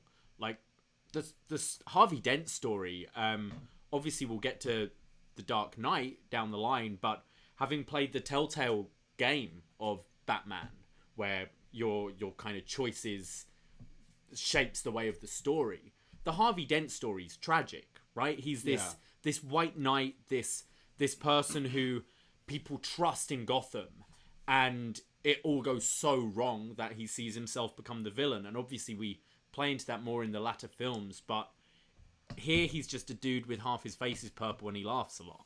Yeah, it's still like it's and going... it's Tommy Lee Jones. He should get more out of this. It's Tommy Lee. Realistically, if you were to have Tommy Lee in that slot like Aaron Eckhart in the later... Is it Aaron Eckhart? Aaron Eckhart, yeah. Like, the acting would be fantastic because he's got like that serious tone. The one shot of him in the without the Two-Face, the origin story with the acid in the TV, it's like, yeah, why do you just do that? It doesn't make sense. It's very like... Clearly, there's so many stories about how the production of this was so back and forth, and it's apparent that you can't just say it's Schumacher's fault for doing this, but like a lot of the studio were pushing him for certain things that he like had to do because he was the fill-in director essentially. Like, we lost Tim Burton, so we got this guy, and then we're gonna make him do whatever we say, and just clashed. The way the cast is all different. I see there just being a lot of clashes and tension on this set. As I think you alluded to, Val Kilmer and Joel Schumacher didn't get along. Schumacher found him really immature and stuff. You've got Jim Carrey and Two-Face, Tommy Lee Jones not getting on. You've got Michael Keaton, who was originally meant to still be Batman here, so you're the second choice. You got all these different people, and I can see I completely buy into what you were saying about the potential jealousy from Tommy Lee, and then just phoning it in, being like, all right, well, this guy's just gurning and making faces and laughing, so I'm just gonna do that. Why not? Yeah. Ha ha ha ha! Because let's kill the bat. It's like that. It's like he's almost trying to outdo, especially in the last 20 minutes of this movie. You're just like, what happened? You're just acting like him. Or maybe he stole his brainwaves. That's why. Maybe. Yeah. I love like the ridiculous outfits of Tommy Lee Jones and the Riddler. I think they're so amazing, so The larger design than- is awesome. Yeah, that's what I mean. I know this is not a good movie, but I genuinely laughed at so many of the ridiculous shit in it. Laundry karate is ridiculous. What even was that? I laughed at it, but then again, like I really enjoyed it because it is a joke of a like it's not so bad. I like this movie more than Batman and Robin, but Batman and Robin has a totally different thing because it's again taking what's famous. Okay, Jim Carrey, he does all the Jim Carrey stuff. You could have Jim Carrey doing half this movie not in the mask and stuff. He does this in his other movies. So instead they bring in Schwarzenegger, who then is Mr. Freeze, and it's like almost a larger It's the same movie. thing. It's just Arnie, just do what you normally do with your funny catchphrases, and we're gonna Puns. put a costume on you. Yeah, you're gonna be blue, whereas Riddler's That's what green. I mean. There's no substance. Yeah, It's all these yeah. guys just being them and putting on a costume. I think, And it works. I mean, people say it's same with Star Wars, but especially these two Joel Schumacher films where the studio were pushing more for selling toys, right? definitely. So everything being designed is to make a toy. And I actually think that it makes for a more visually pleasing film. I think it looks cool and has more that comic book edge to it when trying to design things that are going to sell. So I think so. thought the car looks cool. I think the costumes look cool. But yeah, the quality of the film isn't great and has some major problems with it, in my opinion. Yeah, definitely. It's so ridiculous. Watching this so many years removed, it's like, what was going on? Who was on drugs when they made this? One of those things as well, before watching this, and I think you've probably seen this film more than I have, Yeah. but still not a great deal. I've seen it a lot, it's just not been for a while. Yeah. If you told me before this review, what's Batman Forever about?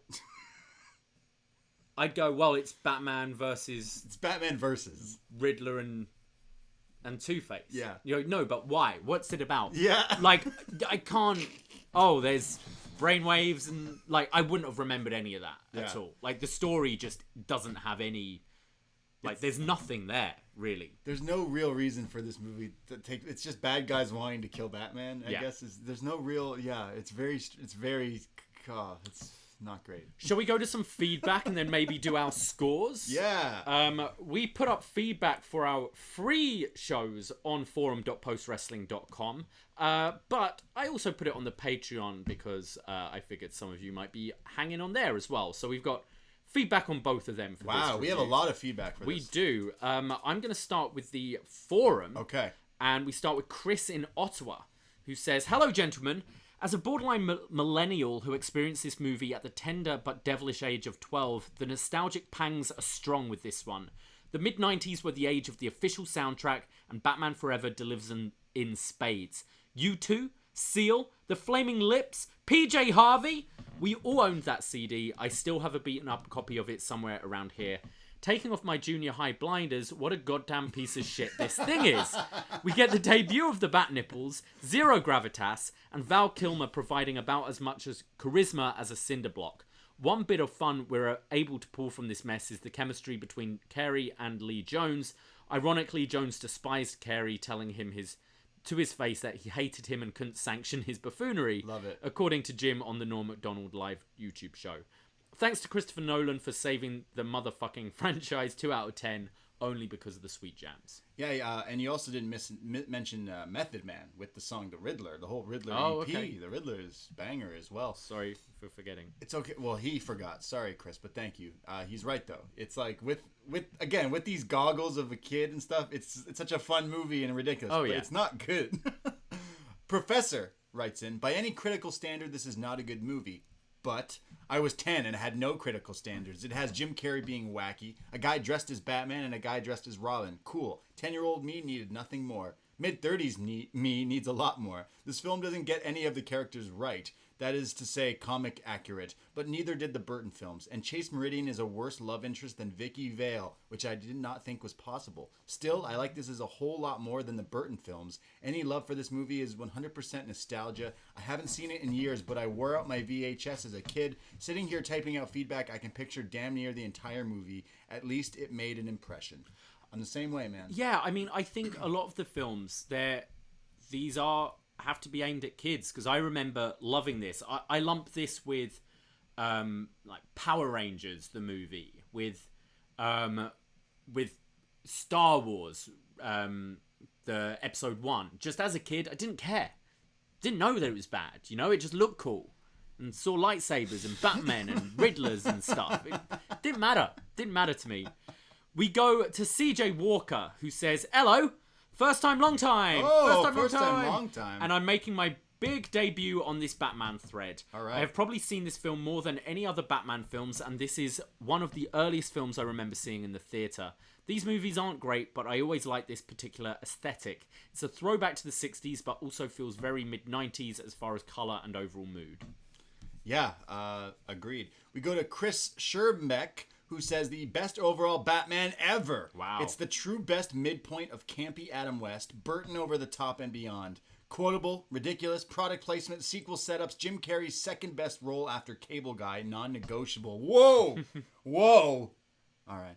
And Tommy Lee Jones not giving one half of a single shit. Enjoy. Yeah, I think That's it. Yeah, pay me.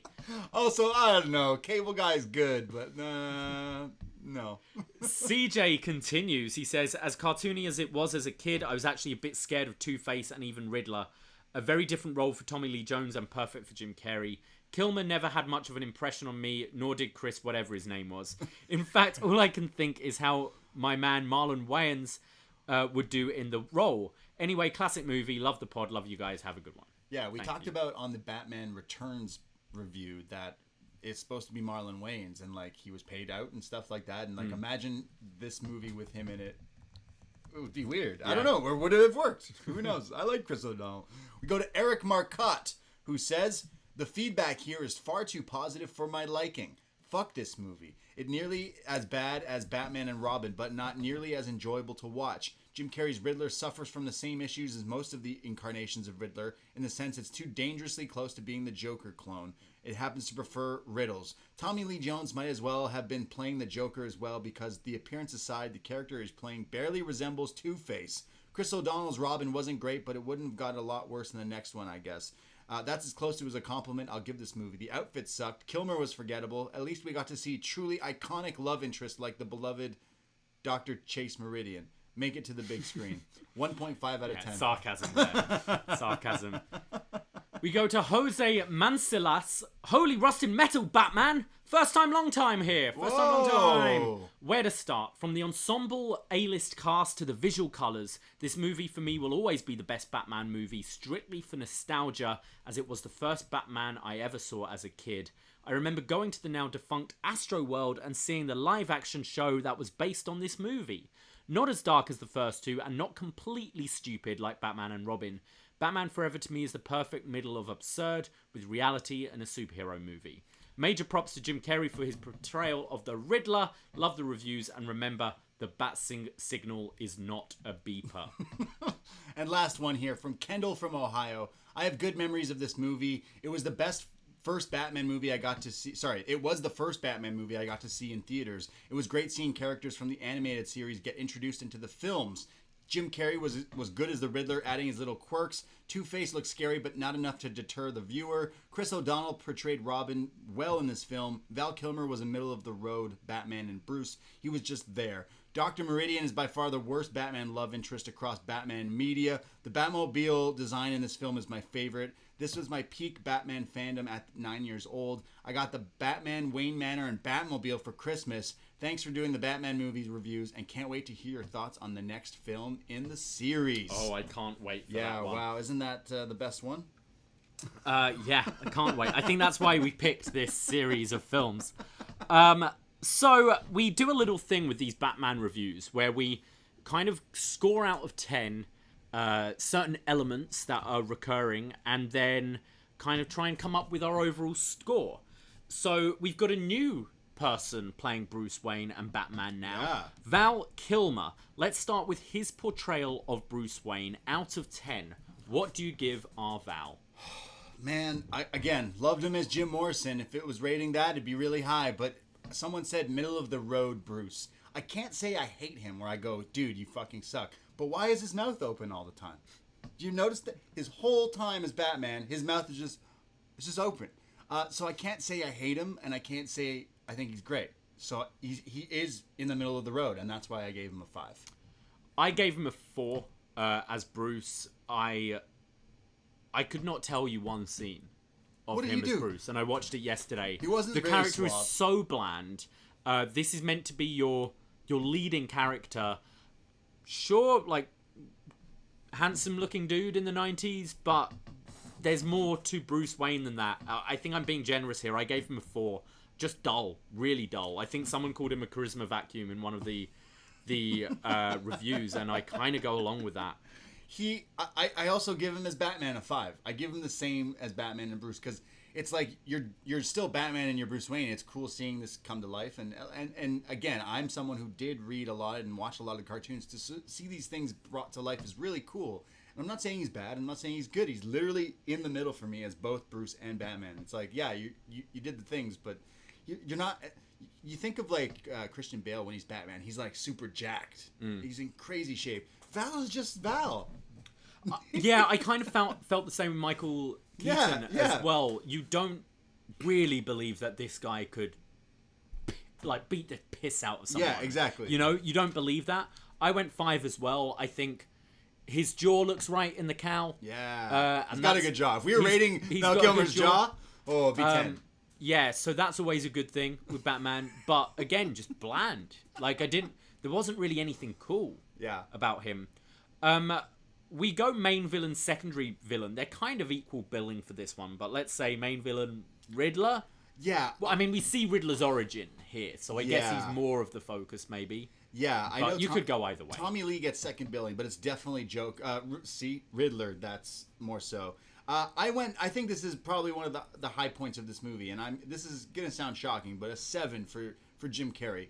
I'd take away Jim Carrey's movies are a lot of like the comedian actors that I loved in the 90s. It definitely ages with time, but as do comedy now. You watch something from 10 years ago, it's a little different than when it was. And I find that Jim Carrey definitely had this aura where he plays these weird guys, but I came here, it's a Jim Carrey role. So I thought he did it as much as he could with whatever the fuck this character was, but I'm being super generous. I just think that he's definitely a standout part of this movie for me. So 7 for him. I gave a 7 as well. He's definitely the most entertaining part of the film. When I think of the Riddler, this is still the image I have in my head of this character.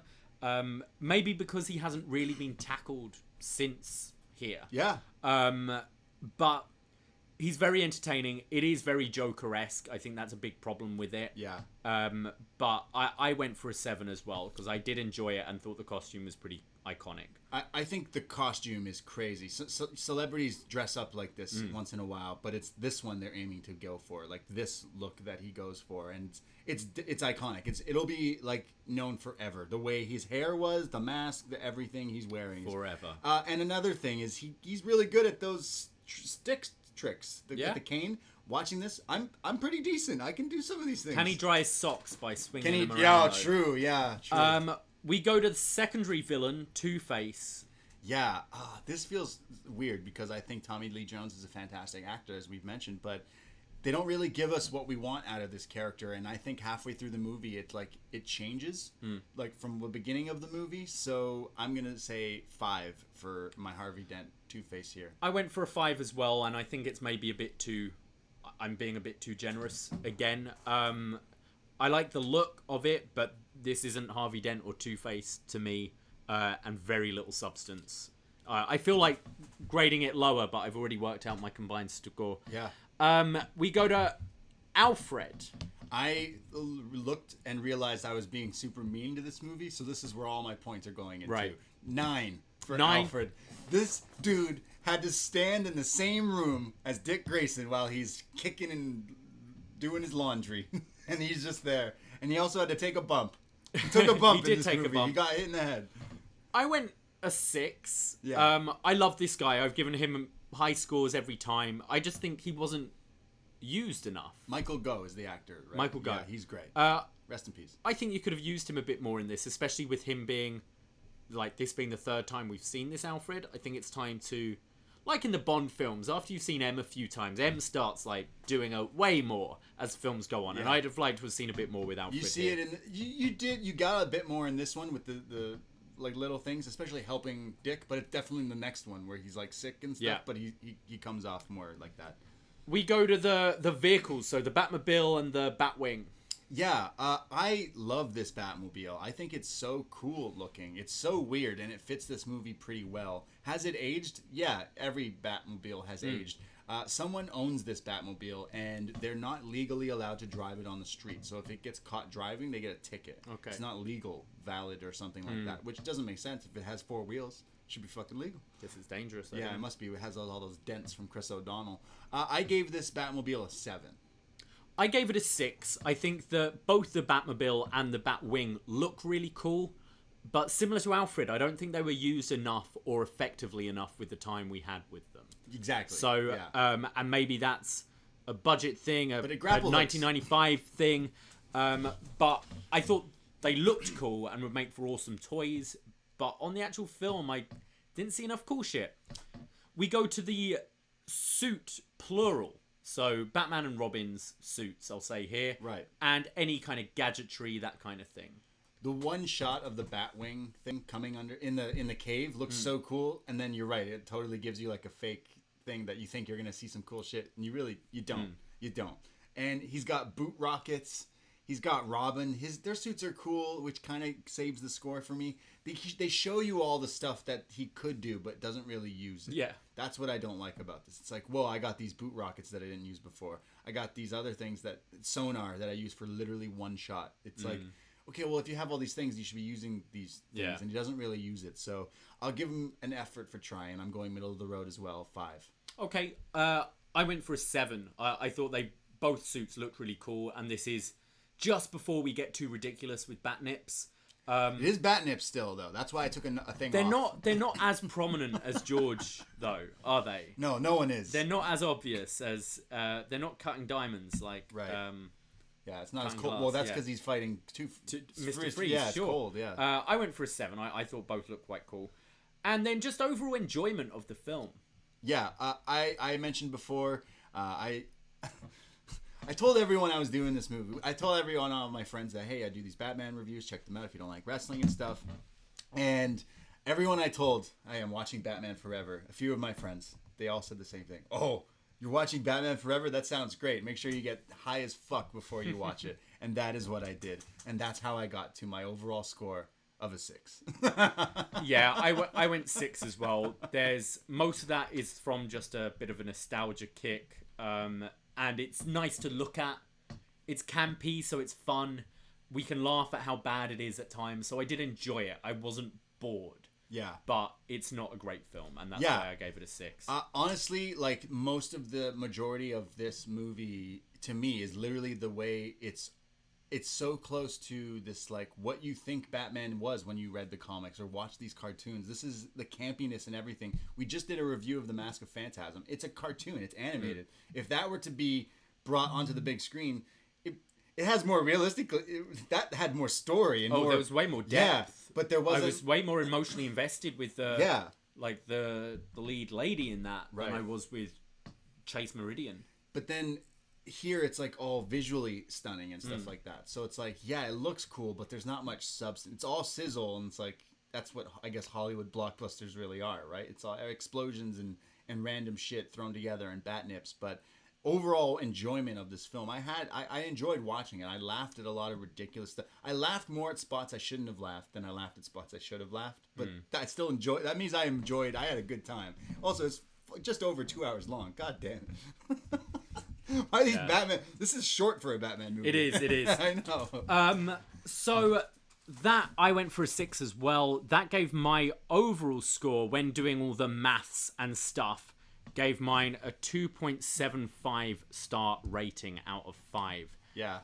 What is yours then? 3.062. So I'm just gonna say 3. Let's just say 3. I'll go down to make sure some of our. So our combined score is a 2.93. So it gets a 3 star overall.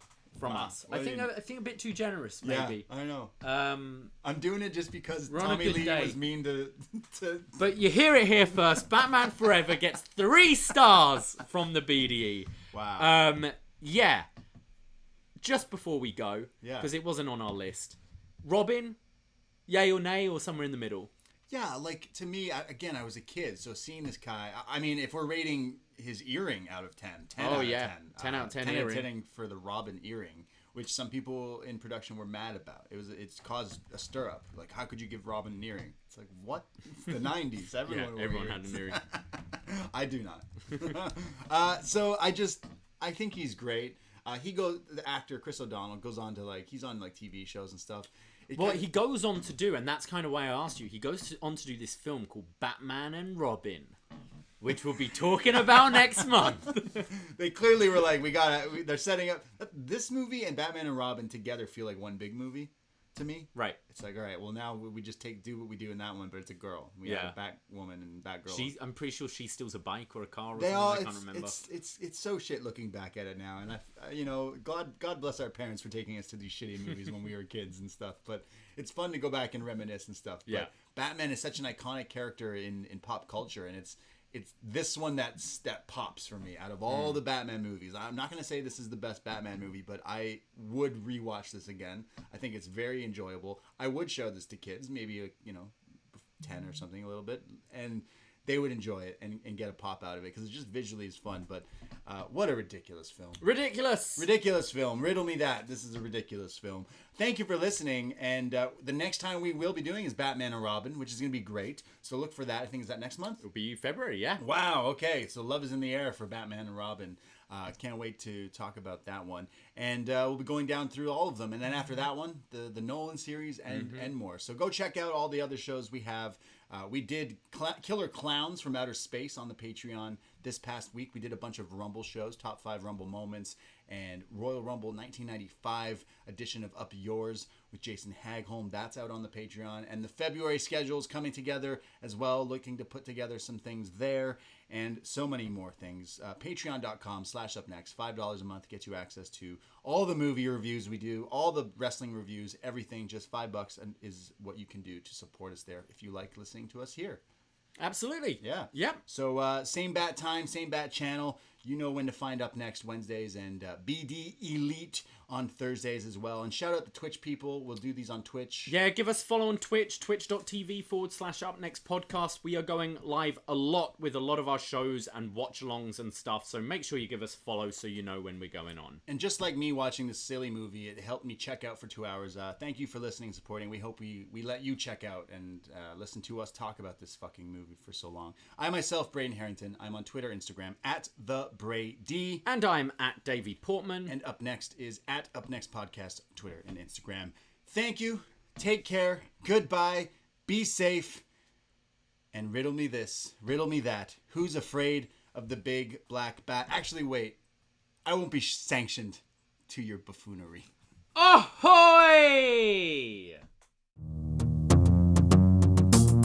Holy rusted metal, Batman! Hot entrance. The car, right? Chicks love the car. Can I persuade you to take a sandwich with you, sir? Riddle me this, riddle me that. Who's afraid of the big black bat?